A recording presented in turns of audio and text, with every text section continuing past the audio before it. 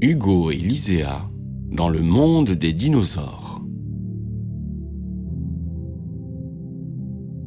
Le grand Tyrannosaurus Rex est le premier carnivore apparu sur Terre. Avec son immense bouche munie de dents tranchantes, il trouvait sa nourriture en chassant d'autres dinosaures pour son dîner. « On en lit encore un ?» demande Hugo à Lyséa qui referme le livre. C'est le 3e livre sur les dinosaures qu'ils lisent depuis qu'on les a mis au lit. Ils connaissent tous les livres par cœur, et pourtant, quand l'histoire se termine, ils sont toujours aussi tristes. « Il est temps de dormir », disent maman et papa du salon. « Vous savez bien que l'heure est passée depuis longtemps. »« Ce serait drôle de rencontrer un vrai dinosaure, » dit Hugo, alors qu'ils s'allongent dans leur lit. Lyséa hésite. Oui, à condition que ce ne soit pas un T-Rex, parce que lui était vraiment trop dangereux. Tic, tic, tic. Un bruit bizarre réveille Hugo et Lyséa en pleine nuit. Tout brançador. Tic, tic, tic. Le même bruit résonne à nouveau. Il vient de la fenêtre. Hugo et Lyséa regardent par la fenêtre. Rue de la Grosse-Pierre est dans l'obscurité et le silence est total. Soudain, ils aperçoivent un petit dinosaure. Hugo voit immédiatement que c'est un tricératops, mais celui-ci est tout petit. « À l'aide !» dit le petit tricératops. « Mon ami Stégo a disparu et je ne sais pas quoi faire. » Hugo fait un gros câlin au petit tricératops. « Ne t'inquiète pas, nous allons t'aider à retrouver ton ami. Je m'appelle Hugo et je suis assez calé en matière de dinosaures. Voici Lyséa.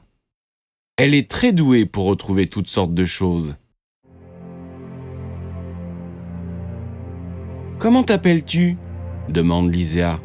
« Je n'ai pas vraiment de nom, mais ma mère m'appelle Trika. »« Eh bien alors, c'est sûrement parce que c'est ton nom, » dit Hugo en riant. « Maman et papa m'appellent Hugo et c'est bien mon nom, même s'il arrive parfois qu'on m'appelle mon trésor, mais aussi petit voyou. Je pense que Trika est bien ton nom. Maintenant, il faut qu'on retrouve ton ami. Tu dis qu'il s'appelle Stégo ? Est-ce que c'est un dinosaure ? Quel genre de dinosaure ? Où est-ce que tu l'as vu pour la dernière fois ? » Trika est troublé par toutes ces questions. « Oui, il s'appelle Stégo.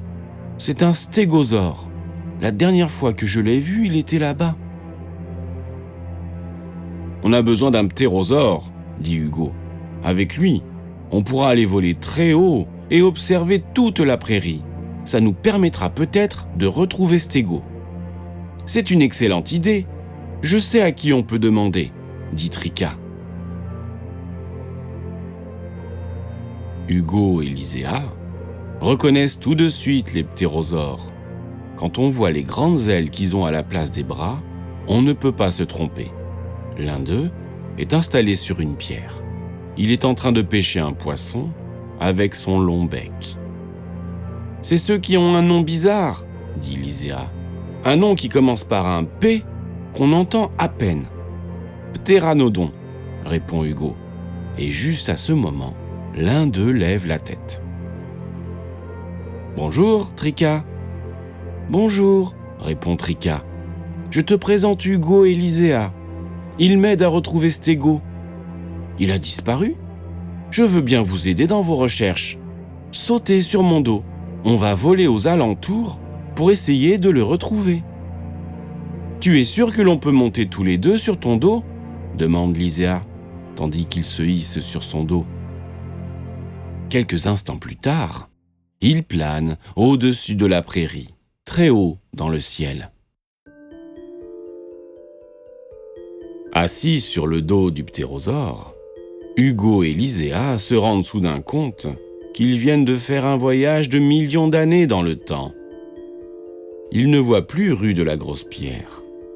Les maisons et les voitures sont remplacées par des forêts et des fleuves, mais pas de stégo à l'horizon. « Je ne le vois pas, dit Hugo. Où peut-il bien être ?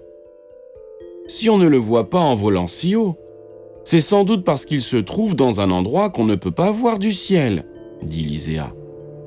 Il n'est sûrement pas près de la rivière, parce qu'un stégosaure ne sait pas nager, dit Hugo. C'est possible, mais il a peut-être soif. Alors, il est peut-être allé boire là-bas, dit Lyséa. Ils atterrissent sur la côte et regardent autour d'eux en compagnie de Trika. Mais ils ne voient que de l'eau. Hugo et Lyséa sont soudain très tristes. Ils espéraient à la fois retrouver Stégo et voir un plésiosaure. Oh, il n'y a personne. Bien sûr que si, dit Trika en criant en direction de l'autre berge. Soudain, une petite tête prolongée d'un très long cou surgit de l'eau, puis une autre et une autre encore. Le plésiosaure le plus proche d'eux nage jusqu'au bord et se hisse sur le rivage en s'aidant de ses nageoires. « Salut, qu'est-ce qui se passe ? » « Stégo a disparu. Tu peux nous aider à le retrouver ? » « Oui, bien sûr. Venez avec moi, on va aller à sa recherche ensemble. » Hugo et Lyséa sautent sur le dos du grand plésiosaure. « J'espère que tu ne vas pas plonger sous l'eau, » dit Lyséa, « parce que nous ne pouvons pas retenir notre respiration aussi longtemps que toi. » C'est amusant de nager avec un plésiosaure, mais ils ne trouvent toujours pas Stégo. Ils se font déposer sur la côte où Trika les attend près des grands arbres. Soudain, la terre se met à trembler. On dirait qu'un géant arrive en faisant de grandes enjambées. Boum, boum, boum. Hugo et Lyséa se retournent. Plusieurs dinosaures au long cou s'avancent vers eux. Il y a un brachiosaure, un brontosaure et un diplodocus. En les voyant, Hugo a soudain une idée. « Nous avons besoin de votre aide !» dit Hugo en criant. « Qu'est-ce qu'il y a ? On vous entend mal de là-haut. »« Qu'est-ce que tu as dit ? Vous aviez besoin d'un plaid ? Ou que vous vouliez aller en Suède ? » demande le grand brachiosaure. « Non ! Nous avons besoin de votre aide ! Stégo a disparu et nous essayons de le retrouver, » explique Hugo. « Mais là, on ne peut rien voir avec tous ces arbres.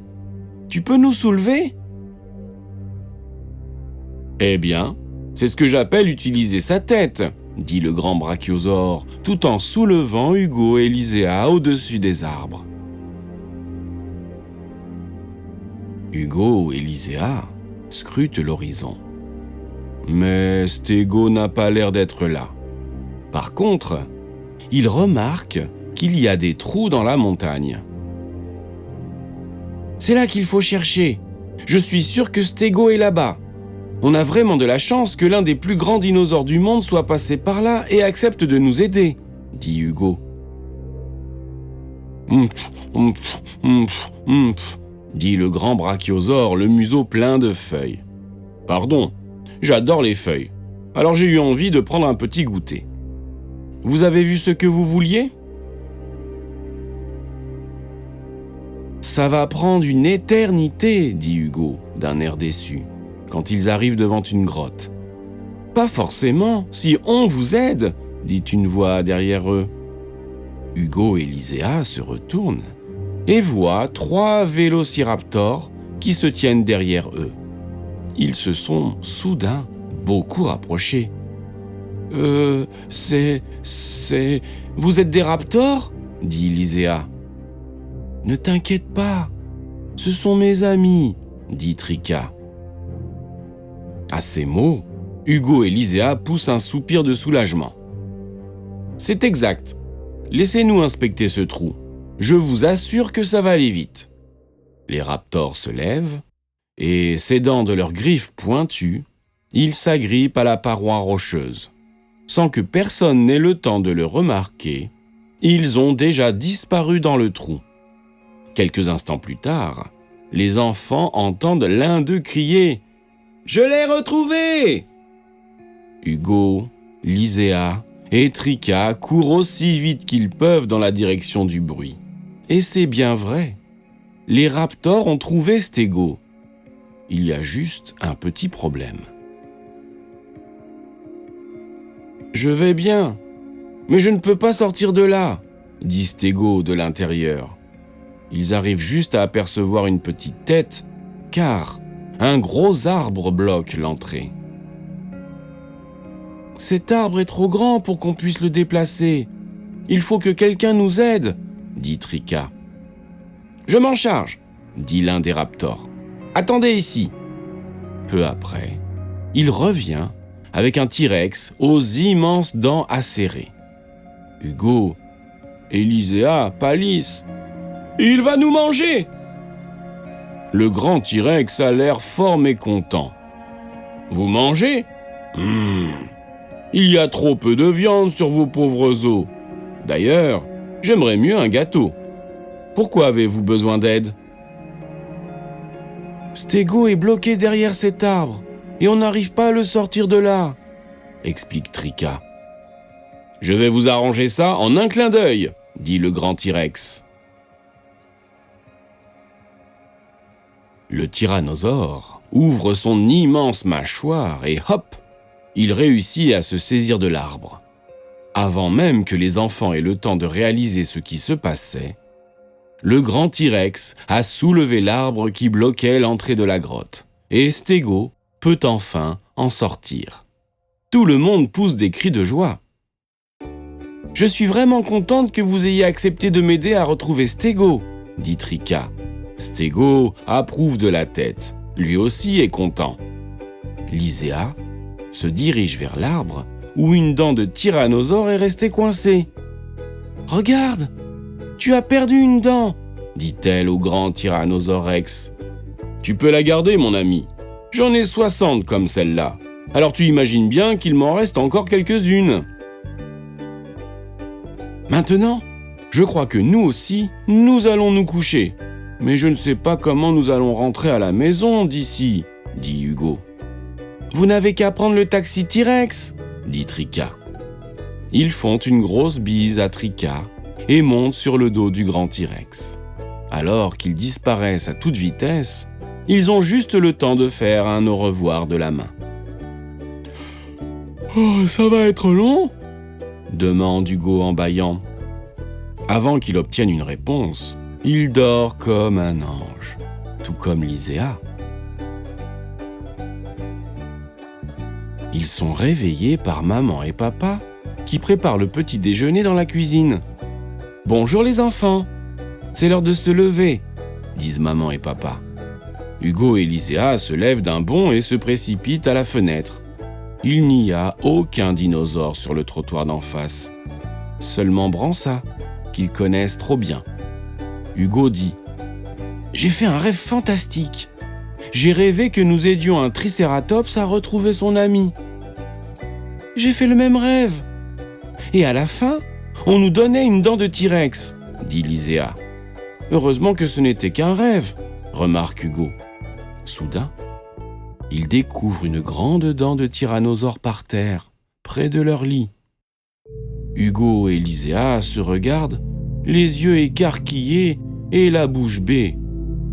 Ils se précipitent hors de la chambre en appelant maman et papa. Peut-être que tout cela n'était pas qu'un rêve.